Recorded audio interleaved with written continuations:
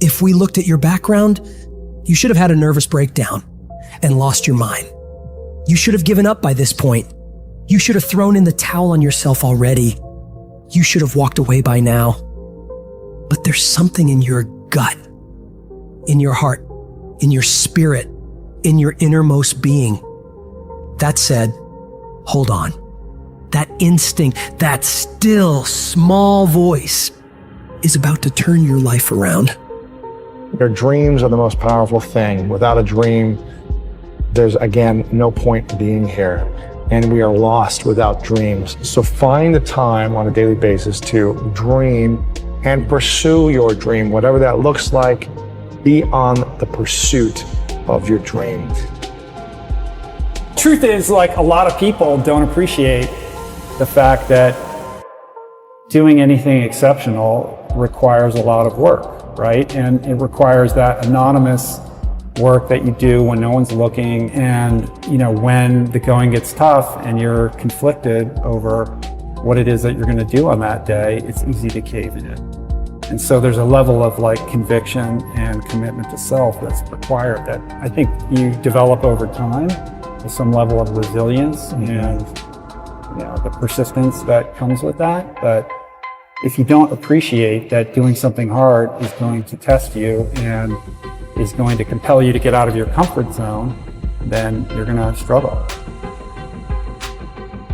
Winning is in all of us. We all want to win. But the path people take to get to winning, everybody wants the end result and they want to feel the sugar and the confetti and all that other stuff. But what you have to endure to win, no one wants to talk about. And that's what really winning is about, because you spend more time enduring it and being in and not in a good place. And I wanted to bring it out and say, hey, no matter what you do in life, where you're at, this is what winning takes. And it's in all of us. As you begin to develop and expand your skills and your talents and your vision of yourself, you will always be in control of your destiny. And once you understand that you can always make a different choice and get a different reaction, and that's the power in your life, that's the power that you have, is no matter what's going on, you can choose to think differently, believe differently, see differently. All of those things are a choice. If you have a why, you can survive almost any how. Once you begin to discover who you are, then you really realize how you have been given authority and dominion over everything on the face of the earth, including all the dimensions of your life. But you can only do that through the struggle of life. So, when you think about resetting your mind, we're always committed to moving forward, sometimes prematurely. In order to reset your mind to think abundantly or to live abundantly, you first have to identify where you're currently thinking in scarcity, which we don't like to spend any time there because it's not fun. So, and you can't, to me, one of the number one ways to avoid, in a sexy way, avoid transformation is to generalize too much. Like, oh, my life. Oh, your life is so big. What areas of your life are you currently thinking in scarcity? Oh, in my relationships. What part of your relationship? There's 4 different types of relationships. There's romantic, there's family, there's colleague, and there's community. In what areas? My finances. What kind of finances? Your income or your outflow? Your debt management or your wealth building? So the number one way you push past a limiting belief system is that you identify where it's limiting.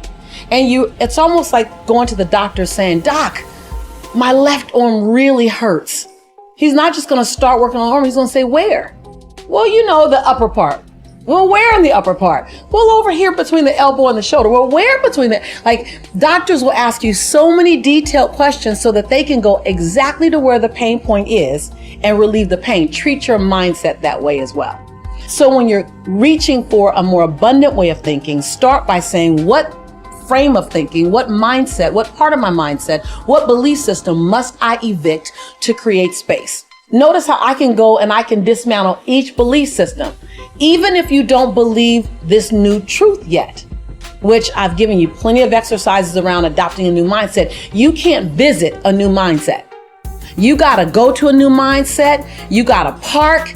And you got to constantly revisit that mindset called possibility. So when you talk about how do I shift my mindset to abundant thinking, first, evict the negative thinking. Now, that's not an overnight thing. Like download, it's evicted. There's no sprinkle fairy dust in this journey. There's no magic potion. There's no magic wand. This is a ongoing. It's like a muscle. It's like your abs. It's like your triceps and your biceps. I've talked about that before. You got to build that muscle, but you first have to identify what muscle do I want to build. I want to build a belief system around financial abundance in my life. Go that laser. I want to build the belief system around love, a healthy love relationship for me. Okay, then go there. Energy grows where energy goes, right? So what do you need to know and learn? Whenever I want to take on a new belief system, first I spend time identifying my current limiting belief system in that area. It's ugly. It's uncomfortable. I unpack it. Then the second thing you do is identify the results that limiting belief system has brought into your life. Now that really isn't fun. It's funky. It feels like you're sludging through the mud. You start feeling like an idiot. You feel like a nut. You're like, who am I? I'm brilliant in this area. How could I still be thinking this? Because you're normal, you're human, and humans are full of imperfections. Oh, and we're managing our dysfunction. That's just who we are. There's no perfect human, right? So what does it create in your life? What does it cost you? Because I think when you become really clear of the cost, then you become really clear that you don't want to pay that cost again. I think we continue to go in the same circle and end up in the same place, different day, different year, different relationship, different bank account, because we haven't identified what has this behavior, what has this mindset cost me. But when you stop for a moment and go, here's my limiting belief system, and here's what it's cost me. Okay, I'm done with that.